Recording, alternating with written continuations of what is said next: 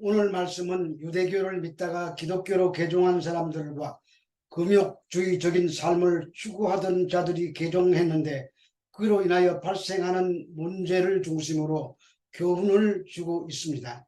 당시 교회 안에는 유대교에서 기독교로 개종한 사람들이 율법을 쫓아 절기를 지키며 부정한 음식을 삼가하려는 자들이 있었고, 금욕적인 삶을 추구하던 자들이 기존의 삶의 방식을 허물고 믿음으로 자유를 누리는 다른 성도들의 신앙을 수용하지 못해서 서로 비판하는 일들이 있었습니다. 그래서 먼저 된 성도들과 개종한 자들 사이에 갈등과 반목이 있었습니다. 바로 이런 문제들은 오늘과 같은 교회 안에서도 문제가 될 수 있습니다. 그래서 서로 분쟁하다가 상대방을 정죄하고 미워하여 주님의 뜻과 다른 방향으로 흘러갈 수도 있습니다. 그래서 그런 가운데서 교회 구성원들이 어떻게 하나된 아름다운 공동체를 만들어 갈 수 있는지 생각하게 하는 말씀입니다.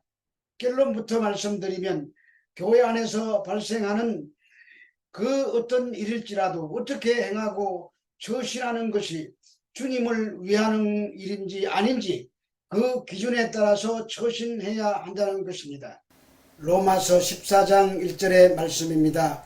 믿음이 연약한 자들 너희가 받되 그의 의견을 비판하지 말라.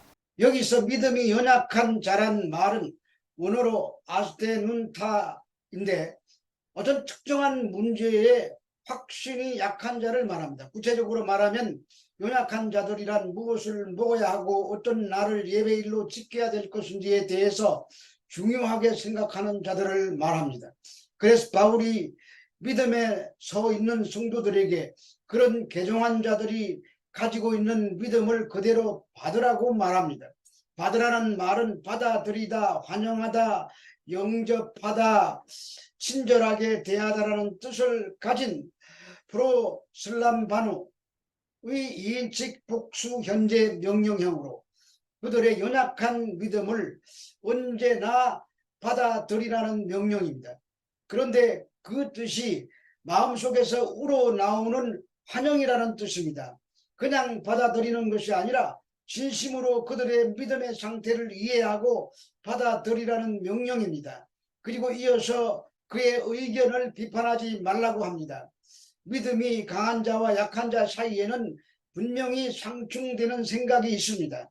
그럴 때 먼저 된 성도들 중에 그들의 믿음을 바로잡는다고 말씀을 가지고 가르쳐 드리려고 할 것입니다. 듣는 쪽에서는 자존심 상하는 일입니다. 그것도 결국은 연약한 자를 깔보고 비판하는 것이 될 것입니다. 비판은 오직 하나님만이 하실 수 있습니다.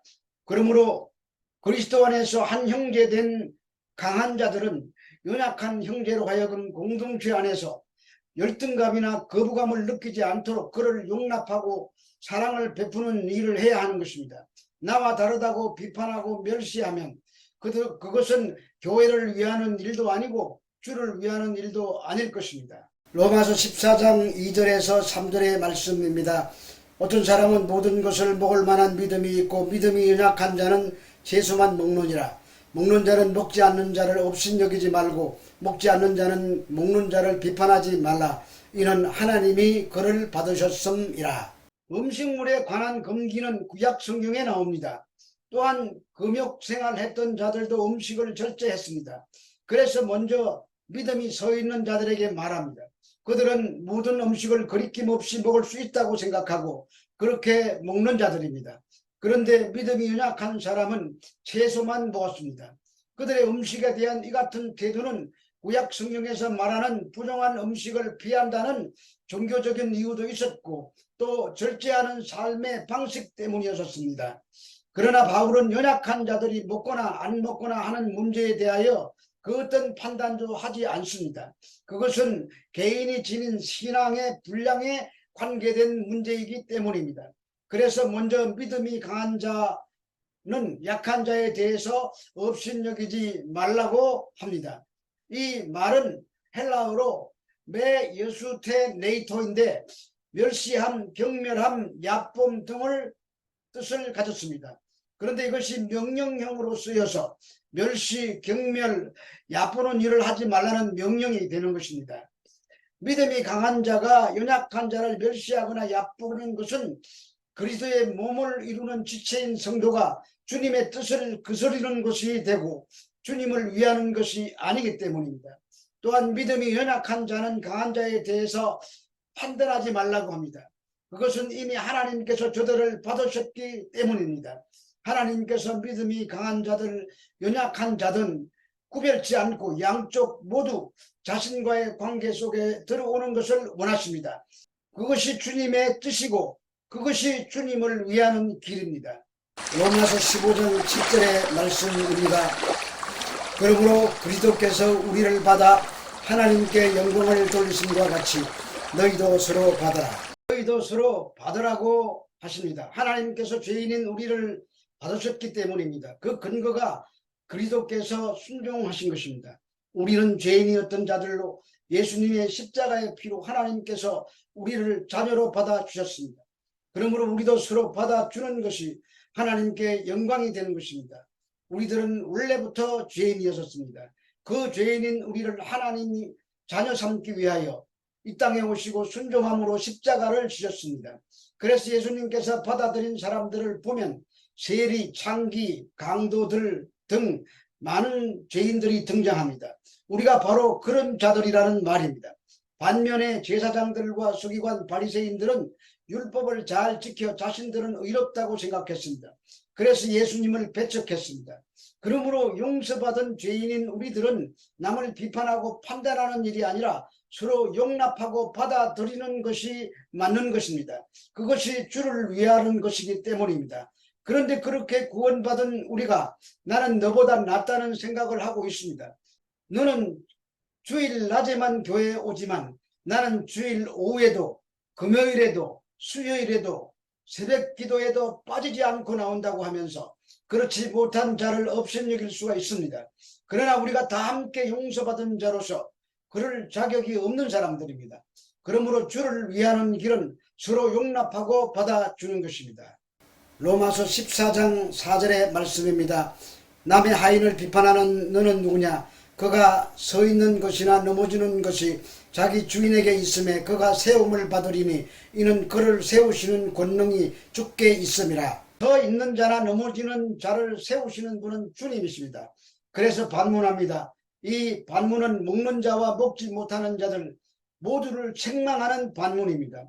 주인을 제쳐두고 서로 멸시하거나 판단하는 하인은 주인의 영역을 침범하는 것입니다.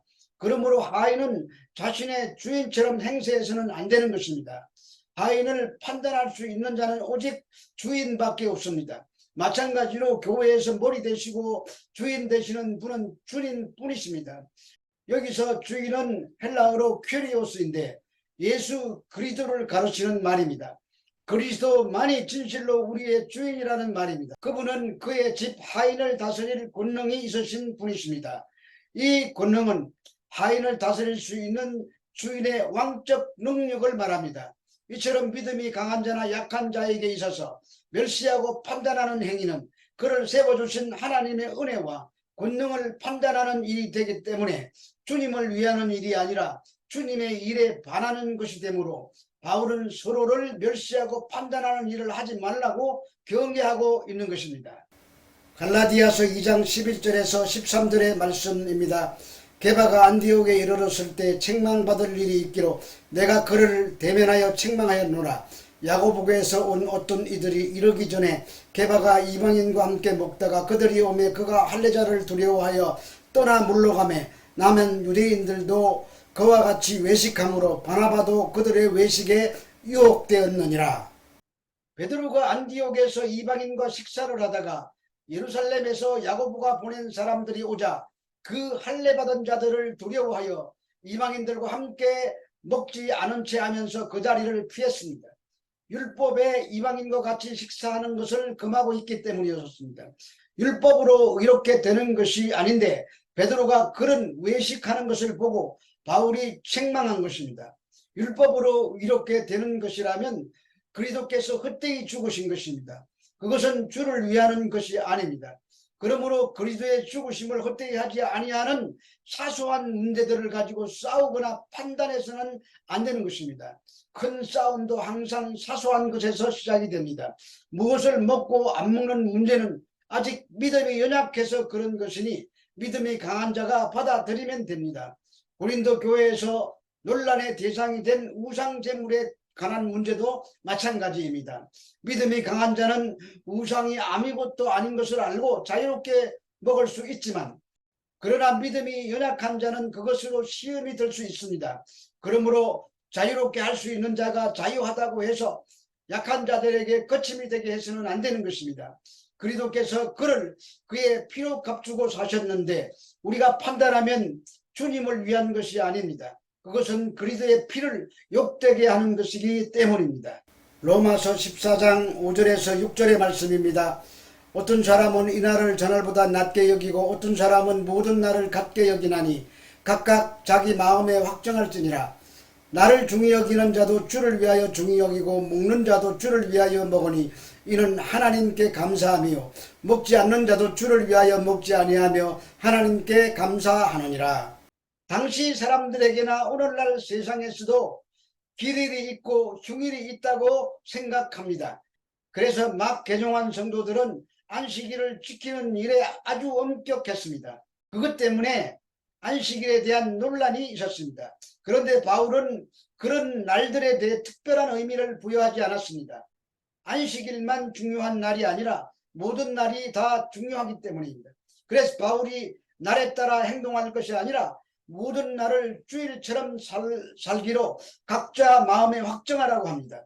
그것을 나를 중히 여기는 자도 주를 위하여 중히 여기고 나를 중히 여기지 않는 자도 주를 위하여 중히 여기지 말아야 한다는 것입니다.